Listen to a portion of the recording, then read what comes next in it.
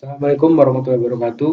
Perkenalkan, nama saya Helmi Atal Wibisono dengan NIM 411200100055. Di sini saya akan mempresentasikan tugas besar 2 Bahasa Indonesia, yaitu yang judulnya Peran Bahasa Indonesia dalam Pembangunan Bangsa.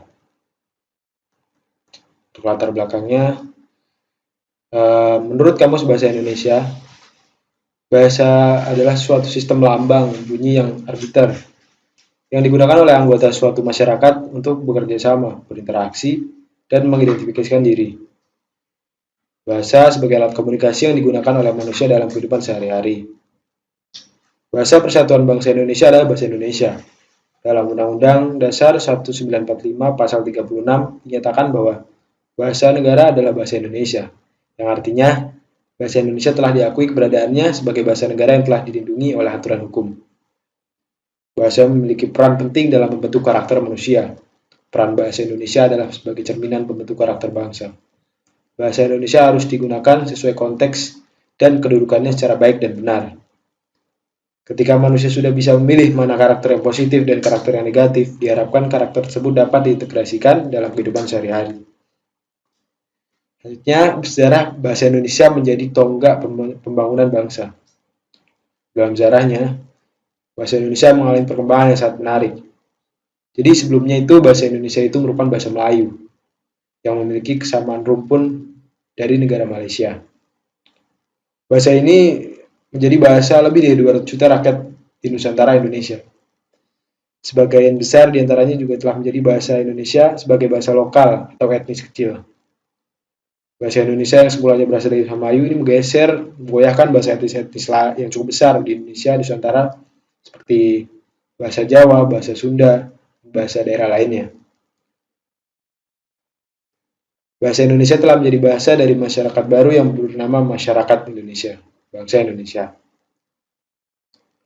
Di dalam persaingan untuk merebut pasar kerja, bahasa Indonesia telah mengalahkan bahasa-bahasa daerah yang ada di Indonesia. Bahasa Indonesia juga tumbuh berkembang menjadi bahasa yang modern. Pada abad ke-20, para pejuang kemerdekaan Indonesia, khususnya pemuda Indonesia itu, pada tanggal 28 Oktober 1928, kelompok pemuda tersebut bersumpah satu darah, satu bangsa, dan satu bahasa, yaitu bahasa Indonesia, sebagai bahasa persatuan. Bahasa Indonesia adalah bahasa persatuan yang lahir karena suatu keputusan dan perencanaan yang diproklamasikan pada tanggal 17 Agustus 1945. Bahasa Indonesia pun resmi menjadi bahasa nasional dalam arti yang sesungguhnya.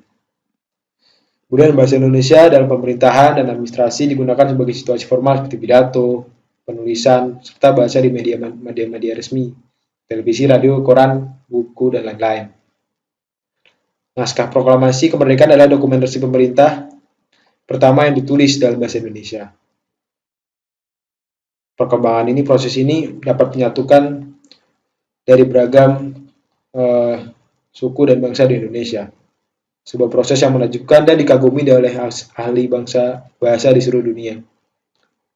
Bahasa Indonesia terdiri dari negara kepulauan yang memiliki puluhan suku dengan bahasa yang berbeda-beda dengan hasil yang digiring untuk menerima suatu bahasa dari luar bahasa daerah mereka sebagai bahasa persatuan bangsa, bahasa nasional.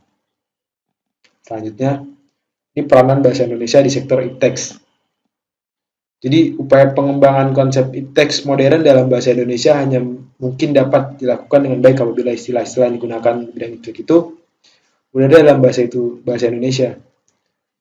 Berarti dalam bahasa Indonesia ini di dalamnya terdapat penyusulan istilah-istilah yang dapat digunakan di sektor ipteks. Karena itu, pusat bahasa yang ada sekarang itu dengan bantuan pakar-pakar perguruan tinggi, lembaga-lembaga penelitian Indonesia telah berhasil menyusun peristilahan untuk berbagai bidang ilmu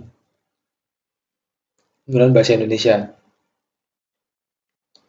Kemudian karakteristik bahasa Indonesia dalam ragam ipteks sebagai berikut. Yang pertama, itu kelugasan dan kecermatan yang menghindari segala macam kesamaran dan ketaksaan. Itu tidak ambiguity atau ambigu. Yang kedua, objektif. Jadi sedapat mungkin tidak menunjukkan selera perseorangan atau impersonal. Ketiga, ada pembedaan dengan teliti. nama, ciri, atau teori itu agar tercapai kecermatan dan ketertiban yang bernalar. Dan yang keempat ada penjauhan emosi. Yang kelima ada kecenderungan pembakuan makna. Terus yang keenam, langgamnya tidak berbombastis atau dogmatis. Yang terakhir ada penggunaan kata kalimat ekonomis agar tidak banyak daripada yang diperlukan, lebih efisien. Parameter keberhasilan bahasa Indonesia dalam pembangunan bangsa. Jadi pada hakikatnya pembangunan dirumuskan pembangunan masyarakat Indonesia seluruhnya dan seutuhnya dengan Pancasila sebagai dasar tujuan pedomannya. Sumpah Pemuda merupakan salah satu bukti historis bahwa pemuda Indonesia telah mencoba melakukan sesuatu yang terbaik demi mewujudkan kesatuan di negara ini, untuk kesatuan Indonesia yang disampaikan pada sumpah tersebut. Peranan bahasa Indonesia dalam pembangunan nasional sangat strategis, bahwa pembangunan nasional selama ini masa kita telah dilaksanakan dengan bahasa Indonesia dengan alat komunikasinya.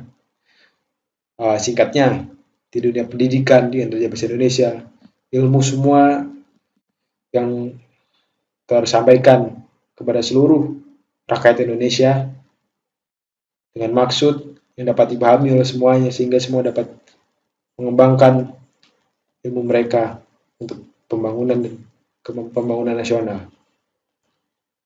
Dengan demikian, bahasa Indonesia juga bahasa daerah memiliki peran penting dalam memajukan pembangunan masyarakat dalam aspek kehidupan.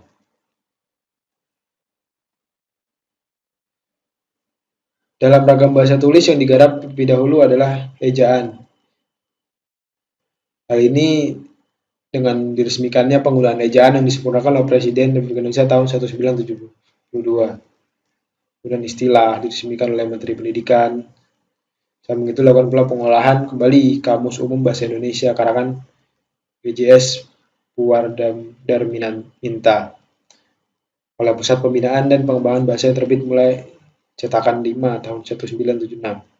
Dan pada 1988 terbit Kamus Besar Bahasa Indonesia. Disempurnakan edisi kedua pada tahun 1991. Usaha pembakuan dalam bidang tata bahasa secara resmi dirintis Tata Bahasa Baku Bahasa Indonesia 1988. Oke. Ini untuk kesimpulannya, bahasa Indonesia mampu menempatkan dirinya sebagai sarana komunikasi yang efektif, berdampingan, dan bersama-sama dalam bahasa daerah yang ada di Nusantara dalam mengembangkan dan melancarkan berbagai aspek kehidupan maupun kebudayaan, termasuk pengembangan bahasa-bahasa daerah. Bahasa Indonesia berperan penting dalam pembangunan bangsa karena bahasa Indonesia merupakan bahasa resmi kenegaraan yang berperan penting dalam memajukan pembangunan masyarakat dalam berbagai aspek kehidupan. Sebuah alat komunikasi yang akhirnya mendorong kemajuan dalam berbagai aspek kehidupan dan pembangunan bangsa. Yang terakhir, saran yaitu media memerankan peran dalam sejarah mencerdaskan kehidupan bangsa Indonesia, khususnya dalam kegiatan berkomunikasi menggunakan bahasa Indonesia. Jadi media masa ini menyajikan berita dalam bahasa Indonesia tidak langsung mengharuskan masyarakat untuk belajar bahasa Indonesia. Media berperan penting dalam membangun karakter bangsa sesuai dengan bahasa yang sesuai bahasa Indonesia. Sebagai kaum intelektual, kita harus menjaga bahasa Indonesia agar menjadi bahasa yang dapat bersatukan bagi kelompok masyarakat. Hal ini dapat dilakukan dengan mengadakan pembinaan dan pengembangan bahasa Indonesia agar tercapai pemakaian yang cermat, tepat, dan efisien. Terima kasih. Sekian presentasi dari saya, kurang lebihnya mohon maaf. Assalamualaikum warahmatullahi wabarakatuh.